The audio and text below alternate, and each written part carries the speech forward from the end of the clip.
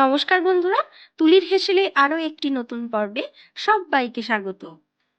ডিমের কোরমা বানাচ্ছি আজকে একেবারে ঘরোয়া পদ্ধতিতে আর ঘরোয়া উপকরণে। স্বাদ হবে অসাধারণ। চলুন কিভাবে বানাই রেসিপিটি আপনাদের সাথে শেয়ার করি। ডিমের কোরমা বানাবার জন্য আমি এখানে বেশ কয়েকটা ডিম সেদ্ধ করে খোসাটা ছাড়িয়ে নিয়েছিলাম। এবার আড়াআড়ি ভাবে ছুরি দিয়ে ডিমের ওপর থেকে দাগ দিয়ে নেব। ঘুরিয়ে ফিরিয়ে দুদিকেই কিন্তু ডিমের দাগ দিয়ে নেব।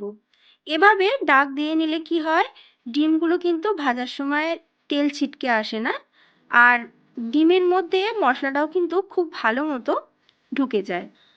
প্রত্যেকটা ডিম আমি একইভাবে কেটে নিয়েছি। এবার দিয়ে দেব খুব সামান্য পরিমাণের লবণ। ডিমের কালারটা সুন্দর আসার জন্য দিয়ে দিচ্ছি খুব সামান্য পরিমাণে একটুখানি কাশ্মীর লঙ্কার গুঁড়ো।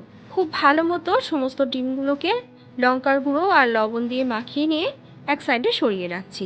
এবার একটা কড়াই গরম করে তার মধ্যে দিয়ে দিলাম 2 টেবিল চামচ পরিমাণ রিফাইন্ড অয়েল। তেল ভালো মতো গরম হয়ে গেলে দুটো মিডিয়াম সাইজের পেঁয়াজকে এভাবে লম্বা লম্বা স্লাইস করে কেটে নিয়ে ভেজে নেব।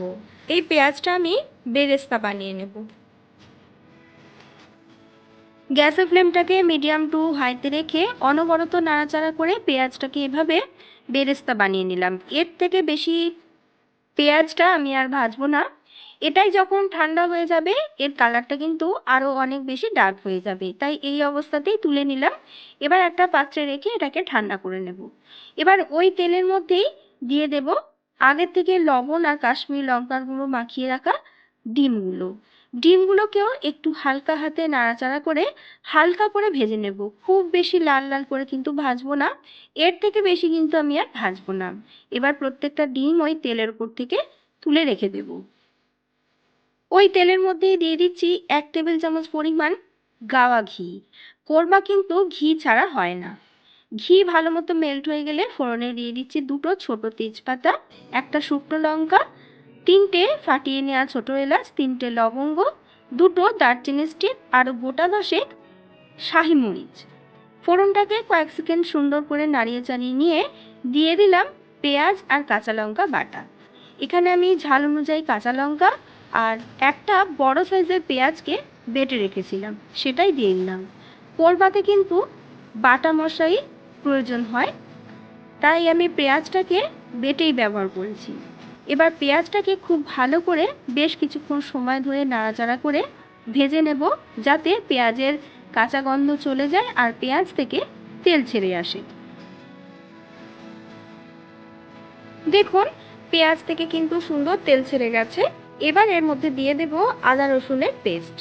আদা রসুনের পেস্ট দিয়েও খুব ভালো মতো আবারও নাড়িয়ে চাড়িয়ে ভেজে নিতে হবে, যাতে আদা রসুনের কাঁচা গন্ধটা চলে যায়।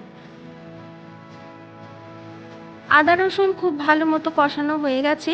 এবার এর মধ্যে দিয়ে দিচ্ছি 1/2 চা চামচ পরিমাণ কাশ্মীরি লঙ্কার গুঁড়ো, 1/2 চা চামচ পরিমাণ গরম মশলার গুঁড়ো, 1/2 চা চামচ পরিমাণ ধনের গুঁড়ো, 1/2 চা চামচ পরিমাণ জিরে গুঁড়ো। এখানে কিন্তু আমি হলুদ গুঁড়ো ব্যবহার করব না। আর আদা রসুন বেটে রেখেছিলাম যে মিক্সির জারের মধ্যে, সেটা ধুয়ে একটু জল দিয়ে দিলাম, যাতে মশলাটা পুড়ে না যায়। আবারও খুব ভালো করে সমস্ত মশলা তেল ছেড়ে আসা অবধি কিন্তু কষিয়ে নিতে হবে। আশা করছি আমার রেসিপি ভিডিওগুলি আপনাদের ভালো লাগছে। আমার চ্যানেলে নতুন বন্ধু হলে চ্যানেলটি সাবস্ক্রাইব করে নেওয়ার অনুরোধ রইল। পাশে থাকা বেল আইকনটি অবশ্যই প্রেস করে দেবেন, যাতে আমার চ্যানেলে নতুন কোনো ভিডিও আপলোড করলে তার নোটিফিকেশন সরাসরি আপনার কাছে পৌঁছে যায়। দেখুন খুব ভালো মতো কিন্তু সমস্ত মশলা থেকে তেল ছেড়ে গেছে। এবার এর মধ্যে দিয়ে দিচ্ছি কাজু বাদাম বাটা। আমি আধ ঘন্টা আগে একটু গরম জলের মধ্যে 10টা গোটা কাজু বাদাম ভিজিয়ে রেখেছিলাম। সেই কাজুটাই ভালো করে ব্লেন্ডিং জারের মধ্যে ব্লেন্ড করে নিয়ে মিশিয়ে দিলাম মশলার মধ্যে। আবারও খুব ভালো করে কাজু বাদাম বাটাটা সমস্ত মশলার সাথে মিশিয়ে নেব, এবং গ্যাসের ফ্লেমটা কিন্তু এ সময় আমি একদম লোতে রেখেছি। মিক্সির জারটা ধুয়ে অল্প একটু জল মিশিয়ে দিলাম। এই রান্নায় কিন্তু অতিরিক্ত জল একেবারেই ব্যবহার করা যাবে না। এবার ভেজে রাখা ডিমগুলো এর মধ্যে দিয়ে দিয়েছি। সমস্ত মশলার সঙ্গে ডিমগুলোকেও খুব ভালো করে নাড়িয়ে চাড়িয়ে মিশিয়ে নেব।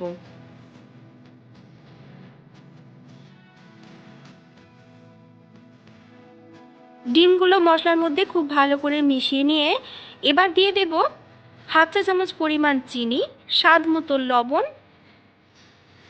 আর দিয়ে দেবো 200 ml লিকুইড দুধ। এখানে কিন্তু জল ব্যবহার করব না, দিয়ে দিচ্ছি লিকুইড দুধ। আরও কিছুটা বেরেস্তা ওপর থেকে ছড়িয়ে দিয়ে খুব ভালো করে নাড়িয়ে চাড়িয়ে মিশিয়ে নিলাম।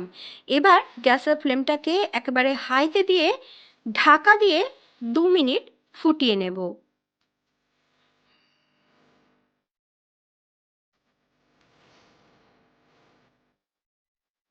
2 মিনিট পর ঢাকাটা উঠিয়ে নিলাম। খুব ভালো করে একেবারে নিচের থেকে নাড়িয়ে চাড়িয়ে মিশিয়ে নেব। এবার কিন্তু গ্যাসের ফ্লেমটাকে আমি মিডিয়াম টু লোতে রেখেছি, আর ওপর থেকে দিয়ে দেব 4টে অল্প করে চিড়ে নেওয়া কাঁচা লঙ্কা। আবারও ঢাকা দিয়ে 2 মিনিট মিডিয়াম টু লো ফ্লেমে ফুটিয়ে নেব। ঠিক 2 মিনিট পর ঢাকাটা আমি উঠিয়ে নিলাম। এবার দেখুন কোরমার টেক্সচারটা কত সুন্দর এসেছে, আর আমাদের ডিমের কোরমা কিন্তু অলমোস্ট ডান। খুব ভালো মতো নিচের থেকে আবারও সমস্ত কিছু একবার নাড়িয়ে চাড়িয়ে নেব। গ্যাসের ফ্লেমটা এবার অফ করে দিলাম। এবার ওপর থেকে আরও অল্প কিছুটা পেঁয়াজ বেরেস্তা ছড়িয়ে দিলাম, আর দিয়ে দিচ্ছি অবশ্যই আরও হাফ চা চামচ পরিমাণ দাওয়া ঘি।